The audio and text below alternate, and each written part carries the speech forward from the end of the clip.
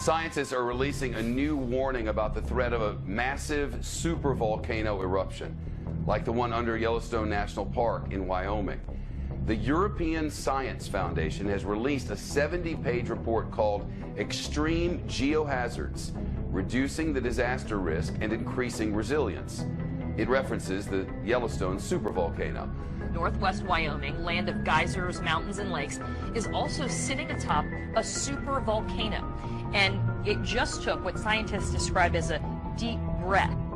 The Yellowstone volcano is one of a half-dozen or so tantrumy mountains that earned the title supervolcano because its eruptions can eject nearly 250 cubic miles of ash, dust, and gas. For comparison, that's about 1,000 times the volume of Mount St. Helens eruption in 1980, which was in itself a pretty big deal. But you shouldn't be surprised. Yellowstone is famous for its hydrothermal features like geysers and hot pots and fumaroles, which are all products of this volcanic hotspot, where half-melted magma swells up close to the Earth. Swarm of earthquakes have hit Yellowstone National Park over the past week. The park is home to a massive supervolcano that could erupt at any time. So is the swarm warning us about a looming disaster. Our RT's Brigida Santos joins me live from Los Angeles with the details. So Brigida, how many earthquakes have hit Yellowstone this week? Natasha, the U.S. Geological Survey has tallied up over 500 earthquakes in that area in the past week. Now, this swarm began on June 12th, and it is currently ongoing. Swarms are incredibly common in this area. In fact, they account for about 50% of all of the seismic activity in Yellowstone. And these are quakes that are ranging from 4.5 in magnitude to below zero. So I'm not sure whether there's much cause for concern right now. I do want to mention that this is a supervolcano with a thick continental crust that causes large buildups of magma, and it's capable of producing a magnitude 8 eruption on the volcanic explosivity index. That means the explosion could be 2,500 times larger than the Mount St. Helens eruption in 1980, which is regarded as the largest and most deadly eruption in U.S. history. We're talking about a sleeping Godzilla underneath Yellowstone that, if it erupts in a maximum eruption called Category 8, it could literally tear the guts out of the United States of America. Instead of having 50 states of the Union, we would only have 30 states of the Union. Now, that's Category 8. This report looked at Category 7, which is much more likely once every 1,000 years rather than once every million years. That means in every century, there's a 10% chance that somewhere on the planet Earth there could be a supervolcanic Category 7 eruption. That's the danger. Pretty scary prospect. I want to just show people what we're talking about here when we talk about this supervolcano, and we have a little thing to show you, a map with some of the details. So that's where it is. It's beneath Yellowstone. It's been there, as we know. I guess it's erupted 3 times in 2.1 million years. But what they're worried about is the fact that they say that the ground has started to swell in levels that they have not seen before, 10 inches in some places in the past year. What does that tell us? It tells us that there is activity in this supervolcano, which erupts roughly every 600 million years. But that's what's making us very nervous, because the cycle time corresponds to the present-day era. So every single murmur of this gigantic potential supervolcano, including the rise of the sea level, has to be watched very carefully. And visitors of Yellowstone National Park have been advised to keep off the roads. That's because the heat from a supervolcano beneath the Earth's surface is melting away the asphalt. Park officials have closed the 3-mile-long roadway known as Firehole Lake Drive and have asked visitors to park on the sides of the road.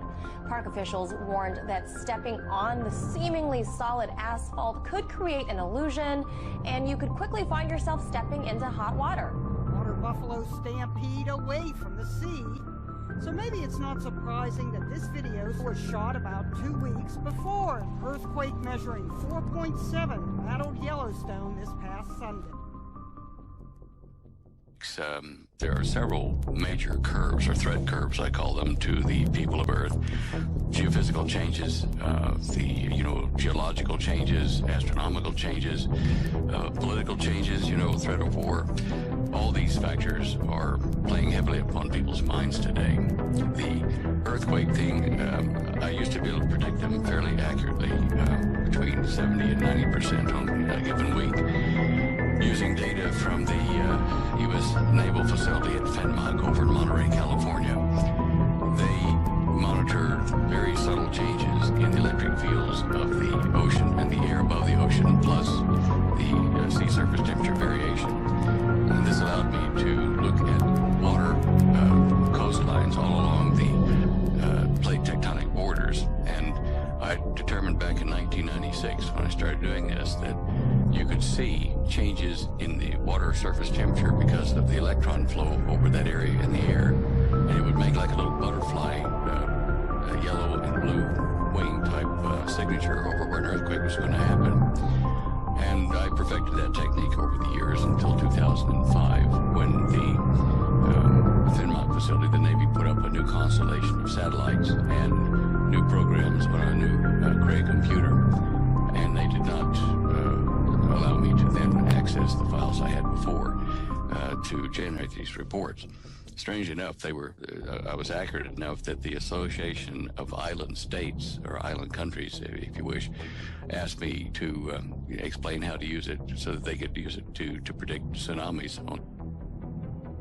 Some of the information from Yellowstone Park, where we have the Yellowstone caldera, since I think it was about February of last year, the government made all of the USGS employees, truck drivers moving equipment in and out of the sensor ranges there, everybody signed non-disclosure agreements with the government, facing penalties of cash fines and also imprisonment if they told what they're doing there in Yellowstone. And we had a geologist break silence. I won't name him, but anyway, they have been running huge, high volume internet lines from their sensors all over the Yellowstone Park area down into Texas.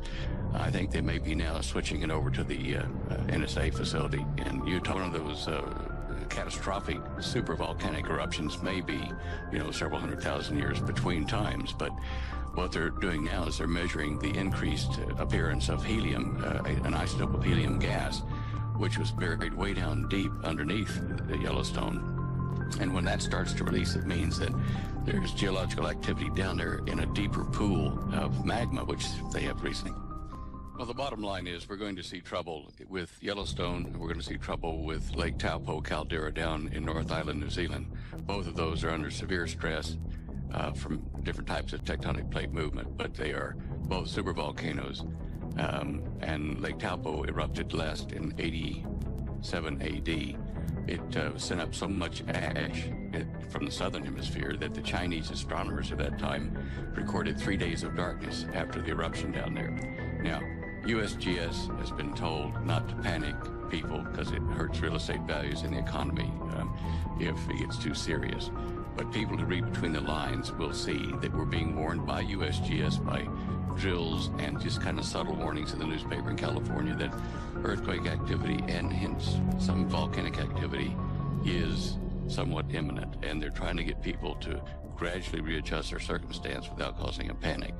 Mind you, with all the illegals in California, I guess if that fell into the sea, it wouldn't be a great loss, but still, you got to give them a chance. The new plasma pool they found deep down has opened up a vent to the northwest, heading toward Mount St. Helens direction. This one is a very deep vent because when the Fukushima earthquake occurred, on that day I was watching the seismic helicopters at Yellowstone, and one of them in the northwest corner picked up and rang like a bell before the normal shock wave could have even reached the United States. And that means to me that there is a direct hydrodynamic connection in the magma between Yellowstone and the western side of the North Pacific. This is what they're watching because it will be a prelude to New Madrid. It'll be a prelude to a number of other volcanoes and breaking up the west coast. So the Yellowstone caldera is kind of a new kind of instrument in addition to being a threat. I wanted to jump in here real quick tonight and share an email that I received from a guy that I knew a long time ago, a very trusted individual that has in certain ways risked his life for me and same as I did for him. But he sent me a very disturbing email today, and you can see right here it was 8:06 p.m. exactly like 17 minutes ago. It took me a minute to get everything set up. I am not disclosing this individual's name on the email. It's just not going to happen. But let me read the email for you.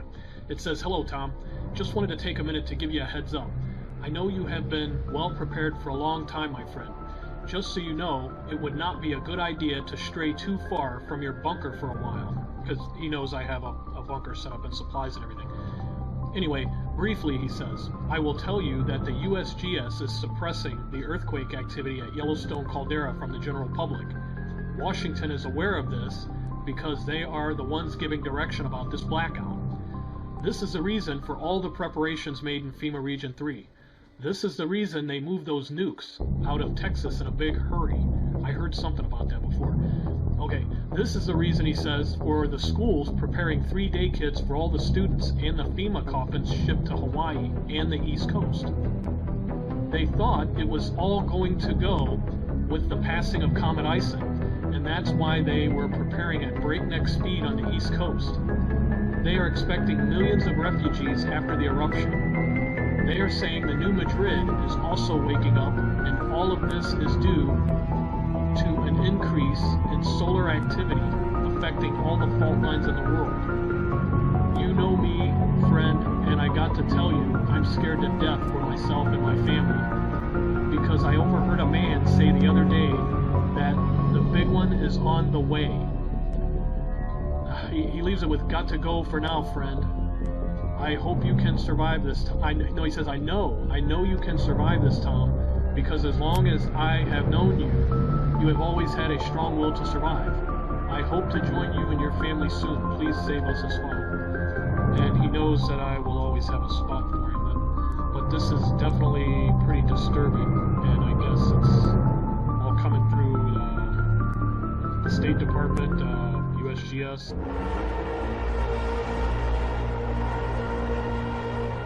And I beheld and heard an angel flying through the midst of heaven, saying with